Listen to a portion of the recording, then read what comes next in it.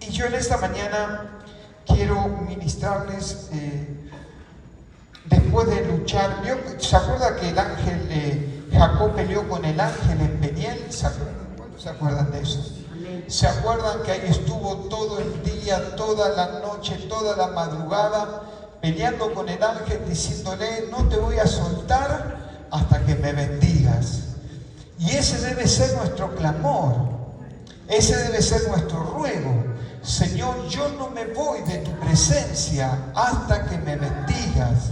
Señor, yo no voy a soltar hasta que tu bendición venga sobre mi vida. Amén. Y esa fue mi lucha en estos días.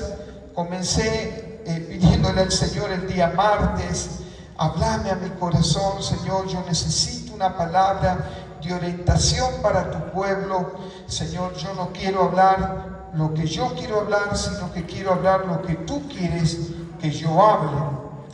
Y aquí estuve en confrontación con el Espíritu Santo, pidiéndole dirección. Y bueno, la palabra no venía, llegó el día miércoles, llegó el día jueves y la palabra no venía. Hasta que me sentí persuadido de parte del Espíritu Santo a través de una alabanza. Me recordé una adoración que Emir Sensini, yo no sé cuántos de ustedes conocen a Emir Sensini, pero este varón proyectó una canción donde dice: yo sé quién soy, ¿no? Y qué bueno saber quién soy en el Señor, porque cuando sé quién soy tengo identidad, porque si hay algo que el enemigo va a querer robar en tu vida y en mi vida, es nuestra identidad. Es de saber de que hijo de quién somos, qué es la herencia que poseemos o que tenemos. Indudablemente, cuando el enemigo quita nuestra identidad, andamos sin rumbo, andamos corriendo de un lado para el otro. Pero me llamó la atención porque en la segunda parte dice: en la noche más oscura tu luz me iluminó, ¿no? Y me quedó esa frase: y en medio de tu oscuridad tu luz me iluminó. Y yo quiero debatir, compartir, hablar. ¿Quién de nosotros no ha vivido en algún momento de su vida, de su historia, de su caminar o de su transitar un tiempo de oscuridad? ¿Sí o no? ¿Cuántos de nosotros hemos visto en nuestro caminar diario y en nuestra proyección de vida de que ciertamente la oscuridad trató de apropiarse de cada uno de nosotros? Y yo quiero compartir, y no sé por qué, yo no sé lo que va a salir de acá, pero algo va a salir. Diga conmigo: algo va a salir. Algo va a salir. Algo va a salir. Algo va a salir. Por eso yo no vengo a traerle un texto, un mensaje teológico, yo no vengo, pero quiero ministrar lo que el Señor habló en estos días a mi corazón. Por eso le ruego que esté atento al rema de la palabra, esté atento a lo que Dios quiere soltar sobre su vida y usted pueda extraerlo y pueda aplicarlo sobre usted. Quiero desarrollar en el libro de Juan, acompáñeme por favor en esta mañana, el libro de Juan, capítulo 2, del verso 1 al verso 13 en adelante. Y le he puesto como título a esta palabra, o a esta prédica, o a este sermón: cuando la oscuridad llega, es ahí donde se revela la gloria de Dios. Cuando la oscuridad llega a tu vida, es ahí cuando comienza a manifestarse la gloria del Señor de una forma totalmente diferente. Dios te toma, Dios te rescata en tu noche más oscura. Es ahí donde viene el Espíritu Santo, Jesucristo, y comienza a actuar a favor de tu vida, de tu hogar y de tu familia. Juan capítulo 2, verso 1 en adelante. Y me encontré con esta palabra. Me encontré con el primer milagro que Jesús hace en su ministerio público. Es el primer milagro. Este mensaje o estos pasajes muchas veces lo utilizamos como caballito de batalla para poder hablar sobre el matrimonio, las bodas de Canaán. Decimos que Dios aprobó el matrimonio y bueno, todo el contexto de lo que esto indica. Pero me llamó mucho la atención una palabra que yo extraje de este mensaje. Y dice así la palabra del Señor. Al tercer día, diga conmigo al tercer día. El Señor marca cronológicamente un tiempo, un espacio. El Señor a través de esto y la mirada de Juan, recuerde que el libro de Juan fue escrito casi 90 o 94 años, ¿sí? Después de lo que escribieron los demás evangelios. Ya Juan había pasado por el Apocalipsis y ahora Juan va a redactar y va a escribir. Así que más o menos dice que la edad cronológica de Juan era 90, 94 años. Él ya tenía una visión apocalíptica y ahora está escribiendo de puño y letra. Y marca cronológicamente y nos dice, al tercer día se hicieron unas bodas en Caná de Galilea. Espacio y ubicación. Y estaba allí, dice la palabra de Dios, la madre de Jesús. Verso 2, y fueron también invitados a las bodas, ¿quiénes? Jesús y ¿quién? Y sus discípulos. Amén. Y faltando el vino, dice, diga conmigo, había un gran problema, faltaba el vino. Un gran problema. ¿Sí o no? Era un gran problema, ahora vamos a ver por qué. Era un gran problema. Algunos comentaristas dicen, bueno, tenía alcohol, no tenía alcohol. No nos vamos a fijar en eso, nos vamos a fijar que el vino en esta situación dice la Escritura que faltaba. Y la madre de Jesús dice, le dijo, no tienen, ¿qué cosa? No hay vino. Verso 4, y Jesús le dijo, ¿qué tienes conmigo, mujer? ¿Qué querés que yo haga? ¿Qué es lo que yo puedo hacer en esta situación? ¿Qué es lo que yo puedo enmendar o ayudar? Dice la palabra, porque aún no ha venido mi hora. Aún no llegó el tiempo. Trazando esta palabra, donde Jesús comienza su ministerio público y comienza a generar este milagro, es totalmente diferente al libro de Juan capítulo 17, donde dice, mi hora ya ha llegado. Ahora en el libro de Juan capítulo 2 dice, todavía mi tiempo no llegó, todavía no llegó el momento de manifestarme ante los milagros. Y su madre le dijo a los que servían, hagan todo lo que él os dijere. Verso 6, y estaban allí 6 tinajas de piedra, dice para agua. Diga conmigo, 6 tinajas. 6 tinajas. Algunos comentaristas, yo le voy tirando tips, porque algunos comentaristas dicen que esta familia aparentemente no era una familia muy rica. ¿Por qué dicen los comentaristas? Porque se quedaron sin vino rápidamente. Las tinajas dicen que aparentemente las tinajas, 6 tinajas que estaban ahí, estaban apartadas y separadas. No eran tinajas nuevas. Y las tinajas servían para poder, aquel que iba a entrar, para poder purificarse y para poder limpiarse. Así que, mire qué interesante, porque dice, y estaban allí 6 tinajas de piedra para agua, conforme al rito de la purificación de los judíos, en cada una de las cuales cabían 2 o 3 cántaros. Verso 7, Jesús le dijo, llenen estas tinajas de agua, y las llenaron ¿hasta dónde? Hasta arriba. Otro tips, no estamos llamados a ser llenos por la mitad, no estamos llamados a estar un cuarto, sino que tenemos que estar llenos hasta A veces se nos colma la paciencia y estamos hasta arriba. ¿Alguna vez dijiste esto? Me colmaste la paciencia. Estoy hasta acá arriba de los problemas. ¿Alguien dijo esto alguna vez?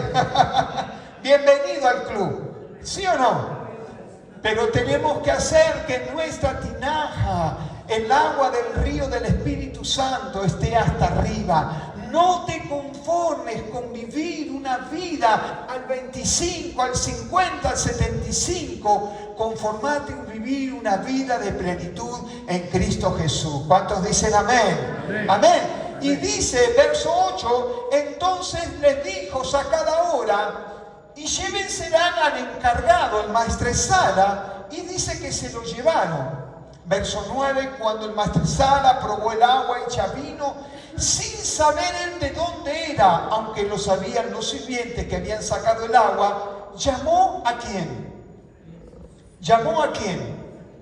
Llamó al esposo.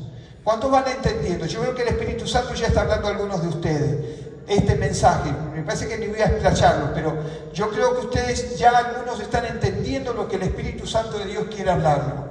Cuando dice, y llamó al esposo, y le dijo, todo hombre sirve primero el buen vino, y cuando ya han bebido mucho, entonces el inferior. Pero vos hiciste algo totalmente diferente, mas tú has reservado el buen vino hasta ahora. Verso 11 nos dice este principio de señales. Fíjese usted y note que no dice milagros, sino que dice señales. Una cosa es milagro y otra cosa es señales. ¿Amén? Estamos acá, ¿sí? Este principio de señales hizo Jesús en Caná de Galilea y manifestó su gloria, y sus discípulos ¿qué hicieron? Creyeron en él. ¿Por qué? Por las señales. Allí estuvo Jesús proyectando señales para sus discípulos para que ellos pudieran creer que él era el Mesías. Verso 12. Después de esto descendieron a Capernaum, él y sus hermanos, él, su madre, sus hermanos, sus discípulos, y estuvieron allí no muchos días, y termino diciendo, y estaba cerca la Pascua de los judíos, y subió Jesús a Jerusalén. ¡Qué historia!, ¿no? ¡Qué historia! La historia de una boda. Yo con mi esposa me pongo contento cuando hay una boda porque decimos, ya los muchachos ya no quieren casarse, postergan los casamientos. Así que cuando hay una boda, ¡qué alegría! ¿Sí o no? Cuando hay una boda, si no tenemos la ropa adecuada, tratamos de comprar una ropa que sea acorde al acontecimiento o al hecho. ¿Sí o no? Pero yo no sé si usted ha notado algo interesante, porque la mirada de Juan estaba más enfocada en el vino que en el vestido de la novia. Qué interesante, ¿no?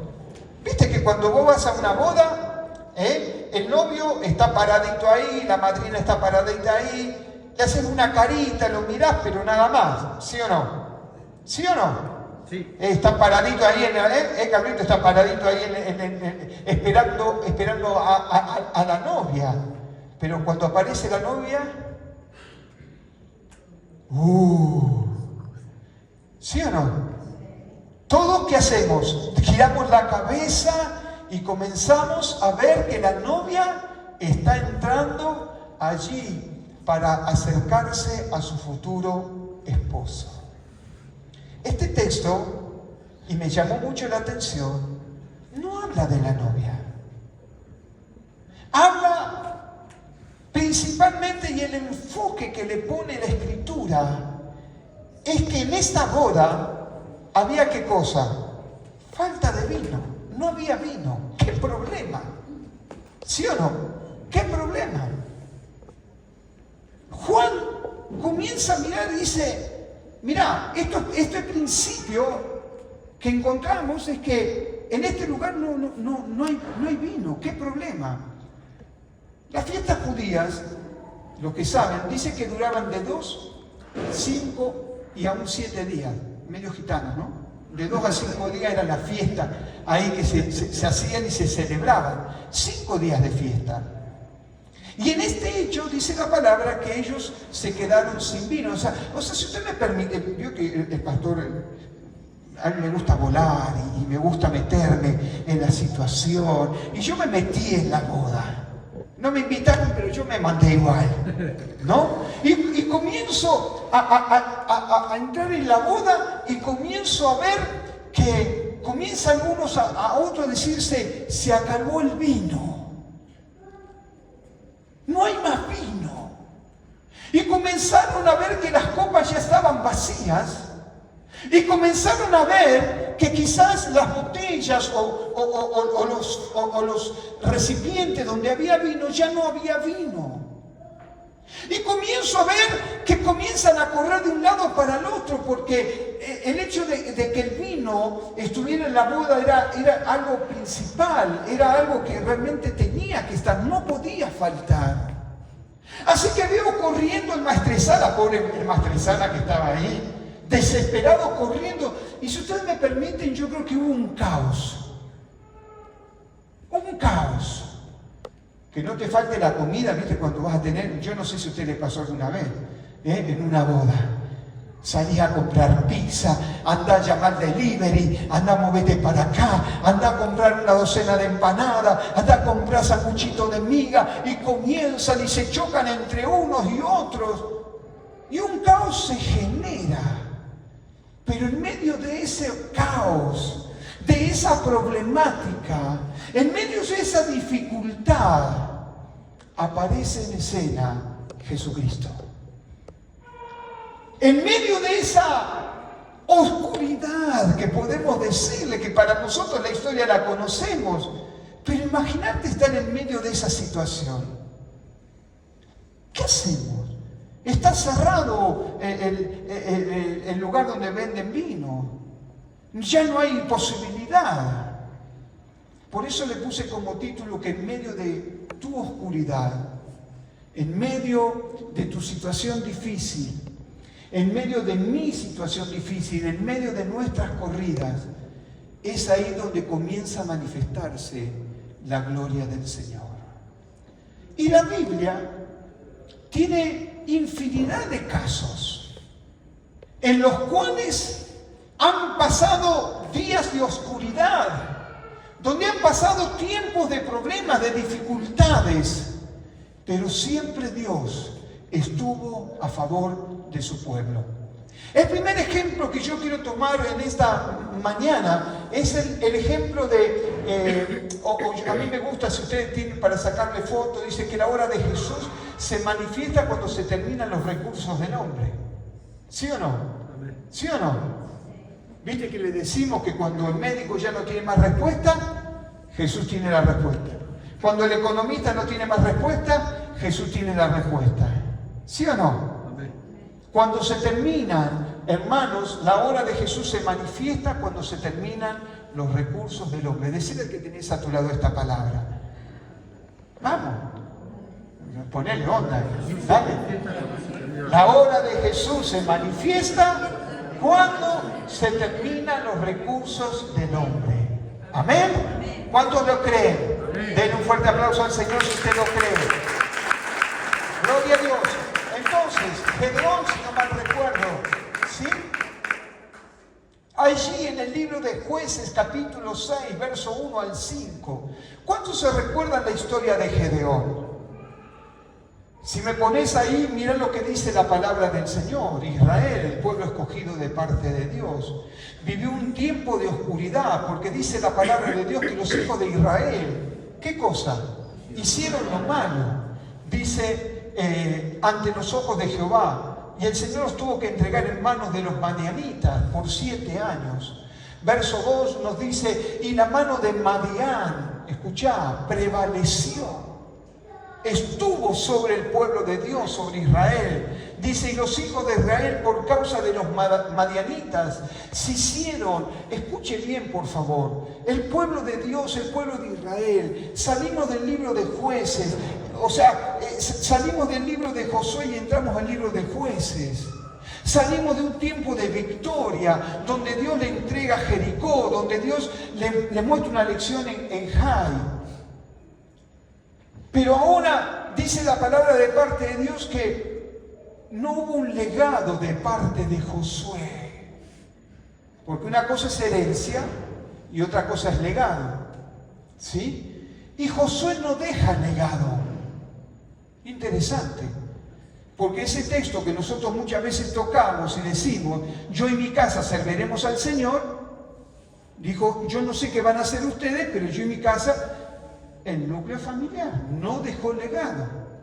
Y ahora al no dejar legado se encuentran con que el pueblo, este pueblo renovado y nuevo, hace lo malo delante de los ojos de Jehová, y el Señor los entrega a los madianitas, y ahora dice que los hijos de Israel, por causa de los madianitas, se hicieron ¿dónde?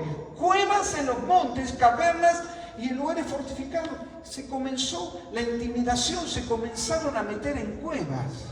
Un pueblo que fue liberado, un pueblo que fue libertado, un pueblo que Dios lo había llamado para ser el pueblo de Él, la representación de Él sobre la tierra. Ahora estaban metidos en cuevas. Ahora se metieron en lugares inhóspitos y desaparecieron de la faz de la tierra. Pero no tan solo eso, sino que en el verso 3 dice, pues sucedió que cuando Israel había sembrado, Israel sembró, trabajó la tierra, puso semilla. Pero ahora dice que subían los madianitas, los amalecitas y los hijos del oriente contra ellos subían y los atacaban. Oscuridad en Israel, oscuridad en su pueblo que había sido llamado, hermanos, a proyectarse, a direccionarse. Este pueblo que había sido llamado de parte de Dios para ser representante, ahora están encerrados en cueva, y el enemigo, el que tiene oídos para oír lo que el Espíritu de Dios quiere hablarle, dice que venía el enemigo y ¿qué cosa? Le sacaba todo el cultivo, todo aquello que habían sembrado. Verso 4 dice, y acampando contra ellos, destruían los frutos de la tierra hasta llegar a Gaza, y no dejaban que comer en Israel, ni ovejas, ni bueyes, ni asnos. Verso 5 dice, porque subían ellos y sus ganados y venían con sus tiendas en grandes multitudes como langostas, y ellos, sus camellos, eran innumerables. Así venían a la tierra para devastarla. Quien ve esto, quien percibe esto, dice, no hay salida. Quien puede realmente observar al ejército enemigo como langostas que vienen a devastar, que vienen a quitar, podemos decir que Israel estaba en una noche oscura, en un día oscuro. Pero la misericordia y la gracia de Dios se manifiestan cuando se terminan. Que el hombre tenga la posibilidad de generarlo, arreglar o restaurar. Porque Dios es un especialista en que en tu vida y en mi vida se produzca un nuevo tiempo, un nuevo despertar, un nuevo comienzo. La voluntad de Dios es para vos y para mí llevarnos de gloria en gloria, de conocimiento en conocimiento, no de estancarnos, no de permitir que el enemigo venga a robarnos, venga a quitarnos, sino de proyectarnos para la gloria de su nombre. ¿Cuántos hijos de Dios hay en esta mañana? Sí. Y si sos hijo, Dios quiere lo mejor para tu vida. Y Dios tiene que actuar. Y Dios tiene que operar un milagro. Y Dios tiene que levantar un juez llamado Gedeón. Un hombre que en un momento de su vida llega a decir, mirá, yo soy el más insignificante de mi casa. Soy el más pobre. No tengo una prole. No me llamo Freyson, no soy de los Freyson, no soy de los Carniva, no soy de los Benijín. Mi nombre es Gallego Fernández.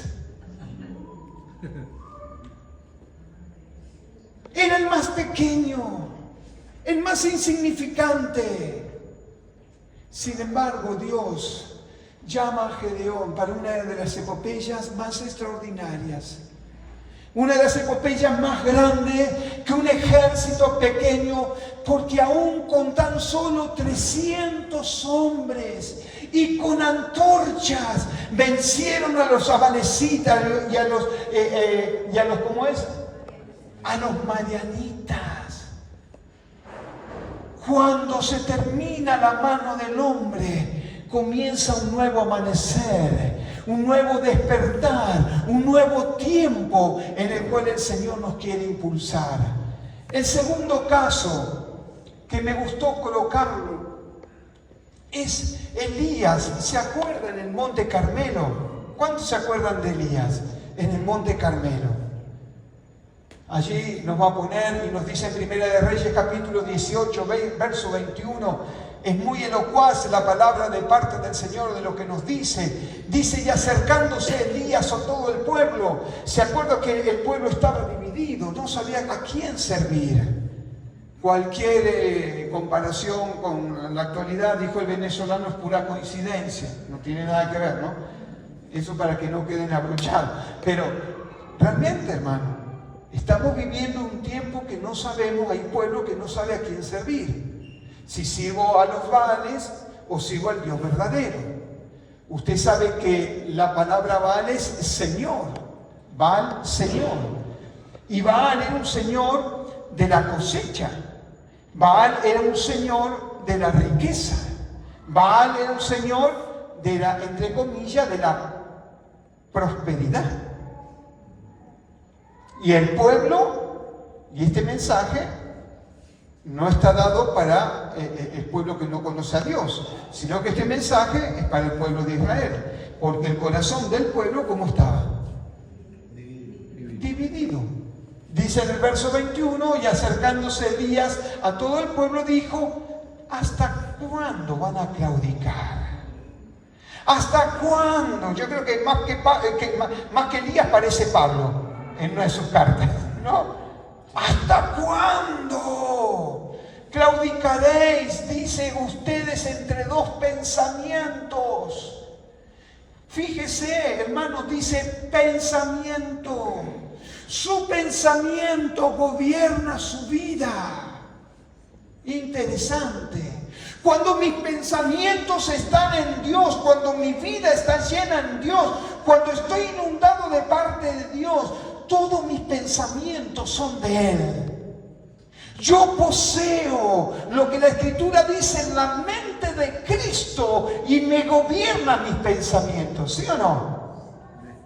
Así que cuando gobierna mis pensamientos Cristo y el Espíritu Santo me dice, apaga el partido de fútbol, apaga la radio, apaga el televisor, porque yo quiero hablarte inmediatamente, como estoy con la mente de Cristo y lleno del Espíritu Santo, ¿qué hago? Apago, me meto en mi habitación, comienzo a interceder, porque me lleva a apasionarme de Cristo. Ahora, cuando mis pensamientos son divididos y gobiernan mi naturaleza, es ahí donde yo no puedo escuchar la voz de Dios.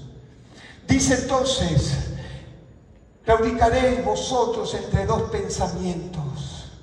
Si es Dios, síganle. Si es Dios, sigan adelante. Si es Dios, búsquenle, dice, y si es Baal, vayan en pos de él. Y el pueblo, qué triste, ¿no? ¿Qué dice? No. Qué triste, ¿no? Porque lo que Elías estaba diciendo, señores, llegó el tiempo de definirse. ¿Qué quieres que tú hagas, mujer? Jesús no hay vino. ¿Yo qué puedo hacer? Todavía no llegó mi hora. Todavía no es el tiempo. Pero sin embargo, comenzaba un tiempo nuevo sobre la vida de Jesús y su ministerio. Lo que Dios le estaba diciendo a través de mí a este pueblo es, ¿hasta cuándo van a claudicar en dos pensamientos? ¿No se dan cuenta que la venida de Cristo está a las puertas? Yo no sé si usted leyó las noticias de esta última semana. Tremendo. Alianzas, escuche, ya están hablando de lo que se habló en Apocalipsis, un Armagedón. Armagedón. Se están alineando Rusia con Corea del Norte. Y posiblemente entre China. Y posiblemente ellos hagan que este conjunto de naciones se levante en contra de Israel. Eso nos está hablando de algo. Eso nos está hablando usted y a mí de que el advenimiento, la venida de Jesús es en breve. Y no podemos dejar de mirar. Yo no sé, no le voy a profetizar como alguno dijo el 18 de diciembre, el 20 de... No, el cumpleaños de Fabi el 18. Nada que ver. Pero no. Nada que ver. Pero hay algunos que se largan a profetizar, No, yo no vengo a profetizar nada, pero sí le digo que estemos atentos a las señales. Estemos atentos que la noche más oscura está llegando sobre la humanidad. Ayer estaba mirando un documental que dice, un doctor así, mejor vestido que yo, por supuesto, con saco y corbata, dice, voy a operar. Y yo me quedé mirando. Me dice, sí tengo, si no mal recuerdo, dice, tengo 12 operaciones. ¡Wow! ¿Cómo hace para tener 12 operaciones? Lo más lindo es que no entró a la sala. Se puso unos guantes, se puso acá, comenzó a trabajar sobre un tumor en una cabeza. Comenzó a operar con robot.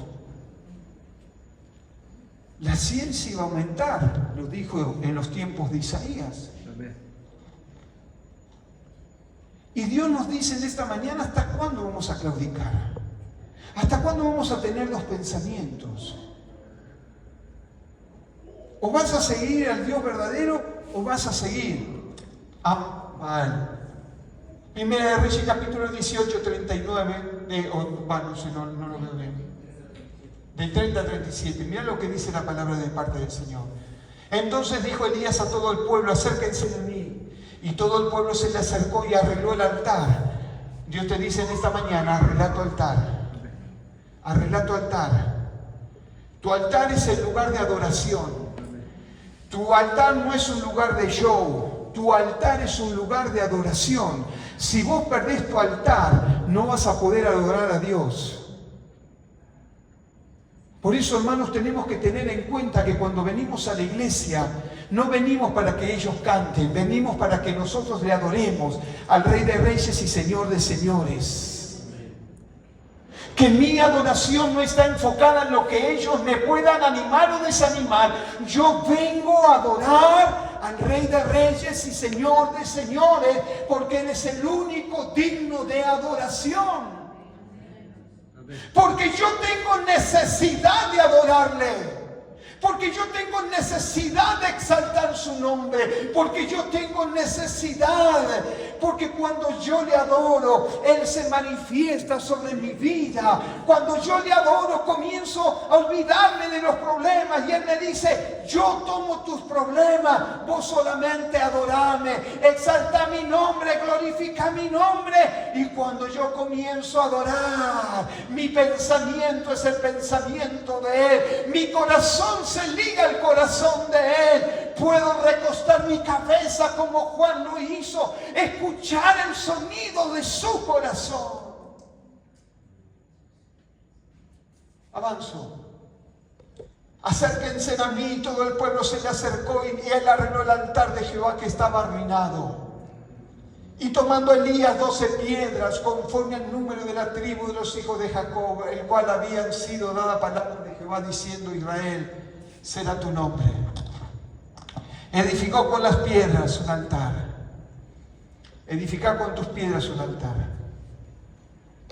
Qué interesante. Las piedras significaban el testimonio. 12 tribus, 10 piedras. ¿No? 12 tribus, 12 piedras. 12 testimonios. testimonios de lo que Dios había hecho con cada una de esas tribus.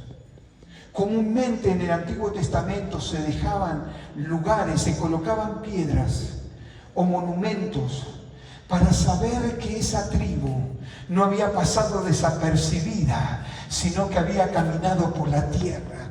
Y no tan solo había caminado por la tierra, sino que en la tierra Jehová era su Dios. Y tuvo que restaurar con el testimonio de esas losas piedras. Y con el nombre de Jehová después hizo una zanja alrededor del altar en que cupieron 2 medidas de grano. Avanzo porque no termino más. Preparó luego la leña y cortó el buey en pedazos y lo puso sobre la leña. Verso 34. Y dijo, llenad 4 cántaros de agua. ¿Cuántos pueden entender esto? ¿De dónde sacó el agua? ¿Se acuerdan que hubo 3 años y medio de sequía? ¿Qué pasó? El carrito con el aguatero. Qué interesante, ¿no? Cuando se terminan los recursos del hombre, comienzan los recursos del Señor. Cuando viene tu oscuridad, viene la luz para resplandecer tu vida. El Señor se dispuso, se preparó a poder bendecir y a poder entregar a esa agua. No sabemos de dónde la sacó. No sabemos si fue la heladera, no sabemos si pasó el aguatero. No lo dice, no lo describe la palabra. Pero sí nos dice que Dios nutrió para poder arruinar el altar. Amén.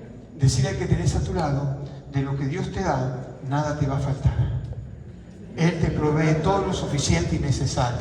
Dios es nuestro proveedor. Amén. Y dice sobre el holocausto y sobre la leña, y dijo, hacedlo otra vez, y otra vez lo hicieron, y dijo, aún hacedlo la tercera vez, y lo hicieron la tercera vez. Y el verso 35 nos dice lo siguiente: de manera que el agua recorría, dice, alrededor del altar, también se había llenado de agua la zanja. Noche oscura, noche difícil, pero Dios se presenta sobre ese pueblo para que reconozcan que Él es el verdadero Dios. Tercer punto, y yo creo que me voy a quedar con este tercero. Tercero, uy, no se cayó Mateo, se cayó todos. La hora está avanzada. ¿Cuántos saben que la hora está avanzada? ¿Sí o no? Sí. Lo disciernen. Jesús le dijo, yo no sé si a ustedes les pasa, pero a mí me pasa que cuando voy a limpiar el auto, lo primero que miro es aquello que limpiamos el auto, que es el coso meteorológico, ¿no? ¿Cómo? El clima. ¿Sí o no? El clima, no, el clima. Vamos y vemos el clima. Si llueve o está nublado, decimos, no. Esta semana pasa de largo, no sea cosa que lo limpie y se me largue a llover de vuelta. Y Jesús les dijo eso a sus discípulos: muchachos, ustedes están preocupados por el clima, conocen, miran el nubarrón y dicen, allá va a llover. Miran el otro nubarrón y dice, hay viento, pero no disciernen los tiempos del Señor. ¿Cuántos en esta mañana disciernen los tiempos del Señor? Y yo tengo que confrontarlo, porque la hora es avanzada. Porque los tiempos, hermanos, están aceleradísimos. ¿Usted se dio cuenta que estamos ya en el mes 11 prácticamente? Se nos fue el año. ¿Alguien se dio cuenta que se le fue el año? Es tremendo. Es tremendo.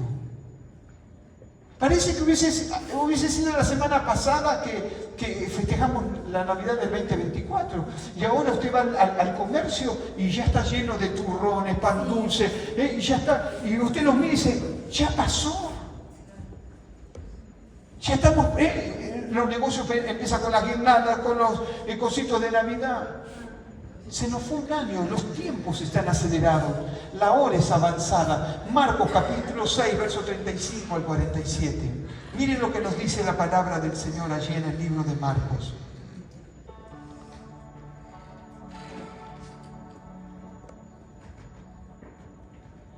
Cuando ya dice era muy avanzada la hora, sus discípulos se acercaron a él diciendo: Señor, el lugar es desierto, la hora avanzó, vino la noche. Tus discípulos, dice que los discípulos le dijeron: Señor, el lugar es desierto y la hora ya es muy avanzada. Señor, estate atento, porque hay necesidad. Señor, estate atento. Mirá los discípulos diciéndole al Señor: Señor, la hora es ya avanzada. ¿Por qué era avanzada? Dice: despedilos, para que vayan a los campos, a las aldeas y alrededor y compren pan. Que vayan al súper. Señor, déjalos que se vayan. Pues la hora ya avanzó. Así que ellos seguramente eran 5.000 sin mujeres y sin niños. Y les dijo: mandaros al supermercado. Así que vayan ellos, salgan a comprar y puedan alimentarse. Vayan a las aldeas de alrededor, compren pan, pues no tienen que comer. Verso 37, respondiendo él les dijo: hay algo que tienen que hacer ustedes. Hay una función que debo hacer yo. Y hay una función que tienen que hacer ustedes. Yo digo: ¿por qué? No sé, cuando me encuentro con este tema, este mensaje, digo: ¿no hubiese sido mejor que el Señor recibiera toda la gloria? ¿Sí o no? ¿No hubiese sido mejor que el Señor agarrara los canastos y digan: vengan, a que yo les voy a dar de comer, vengan a mí? Que en mis manos está el poder, que en mis manos... Jesús le dijo: esta tarea la tienen que hacer ustedes. Esta tarea la tenés que hacer vos. Esta tarea no depende de mí.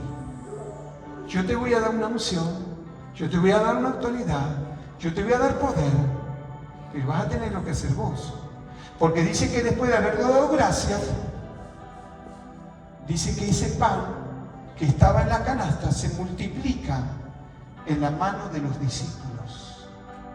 Denle ustedes de comer. La oscuridad había venido, la hora estaba avanzada. Y los discípulos dijeron: no tenemos recursos, no tenemos plata, no tenemos comida. Los discípulos dijeron: se nos vino la noche. Pero gloria a Dios que siempre Dios tiene un recurso. Hubo un jovencito que estaba dando vueltas por ahí, que escuchó, así como en la boda de Caná estaban yendo de un lado para el otro, comenzaron los discípulos: ¿y cómo organizamos? ¿Cómo hacemos? ¿Y ahora quién le va a dar de comer? Un jovencito escuchó y les dijo: acá tengo 2 panes y 5 peces. Principio espiritual. Ese jovencito no vio lo que no tenía, sino que vio lo que tenía. El que tiene oídos oiga. Nunca te detengas en lo que no tenés. Extendete en lo que tenés. En el templo de la Hermosa, los discípulos dijeron: no tenemos ni plata ni oro. Pero no se detuvieron ahí, sino que dijeron: lo que tenemos, eso te vamos a dar. Nunca te detengas en lo que no tenés. Proyectate en lo que Dios te dio. Porque eso, en las manos del Señor, realmente glorifica su nombre. Y por último, ya rapidín, dame el último punto.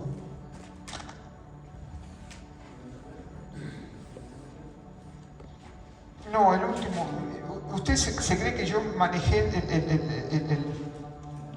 el bosquejo? Ni agarré el bosquejo, ni sé lo que dije. Pero mire el último punto. Dice: para la hora de la oscuridad, con Jesús interviene sobre su iglesia. Porque todos estos cuadros que nosotros hemos estado viendo es lo que está aconteciendo muchas veces en la iglesia de hoy. Estaba mirando un comentarista y dice que el primer milagro que Moisés hace, antes de salir, convierte el agua en... No, Moisés, ¿en qué? En langostas. ¿En qué? En sangre. El primer milagro de Moisés antes de salir a la tierra prometida, ¿qué fue? Convirtió en sangre. ¿Se acuerdan? Que los peces, murió todo. Y Jesús, iniciando su ministerio, convierte el agua en vino. Esas tinajas, que yo le dije que eran 6, que representan el número de hombre, eran tinajas que no estaban lo suficiente, no eran tinajas nuevas. Por eso se dice que esta boda era de gente no muy rica, era gente pobre, se quedan sin vino, no tienen, se desesperan, pero aparece en escena Jesús. Y yo quiero ministrarte en esta mañana el espíritu de esta palabra. Señor está preparando a la iglesia para algo especial, donde pareciera que el vino está escaseando, donde parece que no hay agua. Dios está preparando un cuadro, porque cuando se termina lo del hombre, comienza lo de Dios. Cuando se terminan los esquemas y las estructuras de los hombres, comienza Dios a actuar. Cuando se rompen las metodologías, los esquemas, las formas, la dependencia, comienza el Señor a actuar. Dice la palabra del Señor, dame Marcos capítulo 15, 35, versículo 33, 15, 33. Y con esto voy culminando y voy terminando. Dice que cuando vino la hora sexta, ¿qué hubo? Ahora entramos en Juan, o en el libro de Juan, capítulo 17, donde dice que mi hora ha llegado. Y dice la palabra de Dios, aquí Marcos, dice que cuando vino la hora sexta, ¿qué hubo? ¿En dónde? Hubo tinieblas. Dice sobre toda la tierra hasta la hora 9. ¿Cuántas horas fueron? 3. ¿Se acuerda que habíamos dicho al principio que al tercer día? ¿Cuándo resucita Jesucristo? Sí. Y a la hora 9 Jesús clamó a gran voz diciendo: Eloi, Eloi, llama sabactani, que traducido es: Dios mío, ¿por qué me has dejado? ¿Por qué me has desamparado?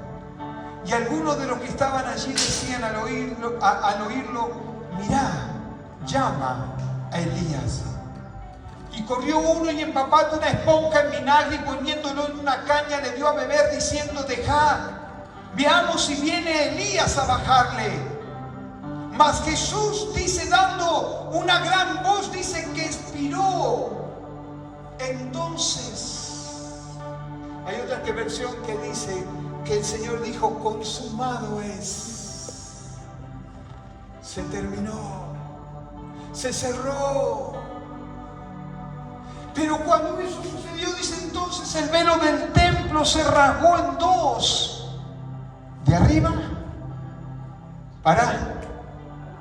no de abajo. Yo veo a mi esposa cuando ella va a cortar una tela y hace de abajo y le sale derechito, ¿no? Acá dice que es de arriba para abajo. Intervención divina para permitirnos que ahora la iglesia ya no se quede en las puertas, ya no se quede en el atrio, ya no se quede en el lugar santo, sino que la iglesia ahora puede entrar al lugar santísimo. Amén. Ese lugar es el que le pertenece a cada uno de nosotros. Por eso yo te animo cuando adores al Señor. No te quedes en la puerta mirando cómo otros se meten. No te quedes en el lugar allí donde está quizás el lugar santo y decir: ay, estoy sintiendo algo. No, Dios te dice: entra. Porque ya fue pagado y Él nos dio acceso. Entonces el velo del templo se rasgó de dos, dice de arriba a abajo, verso 39, y el centurión que estaba enfrente a él, viendo que después de clamar había expirado, dijo así: verdaderamente este hombre era hijo de Dios. Verso 40, también había algunas mujeres mirando de lejos, entre las cuales estaba María Magdalena. Esta era la santa. Esta era la santa María Magdalena, la que nunca tuvo pecado. Alabado sea Dios. Porque aquella que había sido marcada por el hombre, aquella que había tenido un nombre que se le había dado de prostituta, ahora podía estar delante de la presencia de su Señor. Cuando se acaban los recursos del hombre, cuando se termina la oscuridad, el Señor viene con su gloria a manifestar cambios y transformaciones. Jesús no vino a mí, yo fui a Él. Yo tuve que ir a Él porque Él ya me estaba esperando delante de la fundación del mundo. ¿Cuántos entienden esto? Yo tuve que ir a Él, yo le tuve que aceptar, yo tuve que reconocer que soy pecador, y hoy puedo estar levantando manos santas y adorando su nombre, glorificando su nombre. Ahí estaba esta mujer, María, la madre de Jacob, el menor de José y Salomé. Ya estamos terminando aquí. Cuando Él estaba en Galilea le seguían, le servían, y otras muchas que habían subido con Él a Jerusalén. Te doy un tip. Hoy vine, total, hasta la semana que viene no me aguanta más. Pero nadie puede adorar si antes uno no puede adorar a quien no sirve. Jesús, cuando fue tentado, dijo estas palabras: al Señor tu Dios, ¿qué cosas servirás? Y cuando tengas tiempo, vas a adorar. ¿Cuántos dicen amén? No leen la palabra. Lea la palabra. Al Señor tu Dios adorarás. Solo adorarás. Primero tenemos que conocer a quién vamos a adorar. Si yo no conozco al Señor, no lo puedo adorar. Estoy solamente que sustentando una religión. Estoy haciendo de mi vida un pasatiempo. Si yo no conozco a aquel, no puedo adorarle. Y después, como consecuencia, viene el servicio. Porque cuando adoramos, podemos servir. Mientras tanto, nuestra mente va a estar en confusión y no vamos a saber si servimos al pastor, servimos a la pastora, servimos a la institución, servimos a los diáconos. Cuando yo entiendo a quién adoro, me doy cuenta que yo no estoy sirviendo a los hombres, yo estoy sirviendo al Rey de Reyes y Señor de Señores. Por eso puedo adorarlo. Por eso puedo entrar confiadamente hacia el trono de la gracia. Y termino, 43. Este no lo leí cuando llegó la noche, porque era la preparación, es decir, la víspera del día de reposo. Verso 43, José de Arimatea, miembro noble del concilio, que también esperaba el reino de Dios, vino y entró osadamente a Pilato y pidió el cuerpo de Jesús. Pilato se sorprendió de que ya hubiese muerto, y haciendo venir al centurión le preguntó si ya estaba muerto. Verso 45, informado por el centurión, dio el cuerpo a José, el cual compró una sábana y quitándolo, lo envolvió en la sábana y lo puso en un sepulcro que estaba cavado en una peña. No tan rápido que no estoy leyendo, por favor. Dice, e hizo rodar una piedra en la entrada del sepulcro. Amén, ahora sí, 47, gracias. Y María Magdalena y María, madre de José, miraban donde le ponían. La noche más oscura había llegado sobre la humanidad. Dice que el diablo andaba por ahí danzando y saltando. Dice que ahí Satanás y los ángeles demoníacos dijeron, cuando Jesús dijo consumado es, se terminó. Pero cuando, hermanos, vino la oscuridad, la luz resplandeció. Porque al tercer día dice que Él resucitó de entre los muertos. ¿Qué quiero dejarte en esta mañana? Quiero dejarte de parte de Dios, que Dios dejó dejó preparado el mejor vino, que es para la última hora. Dios tiene preparado diferentes, viste que a lo largo de los años hemos visto oleadas de avivamiento, de despertamiento, hemos visto la mano poderosa de Dios, nos hemos gozado. Ahora vamos a conmemorar 40 años, escuchá, 40 años. Pero Dios dice, ese eran otro tipo de tinajas. Y yo estoy buscando tinajas nuevas para poder hacer que mi vino nuevo, el vino que yo tengo preparado para la última hora, lo pueda recibir la iglesia como preparación, porque en las bodas que se va a hacer en los cielos, las bodas del Cordero, yo te puedo asegurar que no va a faltar el vino. Ese vino que simboliza ¿qué cosa? El gozo. El gozo eterno. Y ahí, ¿viste que dijimos en Juan capítulo 2 que no se habló de la novia? En Apocalipsis nos enseña que se va a hablar de la novia. Que Él viene a buscar una iglesia pura, sin arruga, sin mancha, porque viene el esposo. Y el Señor nos está diciendo en esta mañana, yo quiero derramar sobre ustedes el mejor vino. No importa que tu tinaja esté viejita como el pastor, no importa que tu tinaja haya pasado el tiempo, no importa que tu tinaja quizás, como dicen algunos comentaristas, las tinajas, seis tinajas estaban escondidas porque no las querían mostrar. Llevaban a los invitados y decían, ustedes se tienen que limpiar acá, porque les daba vergüenza, porque no eran tinajas representativas. Y quizás tu vida o mi vida está como esas tinajas, que nos sentimos que estamos escondidos, que nos sentimos que estamos separados o apartados, que nadie nos mira.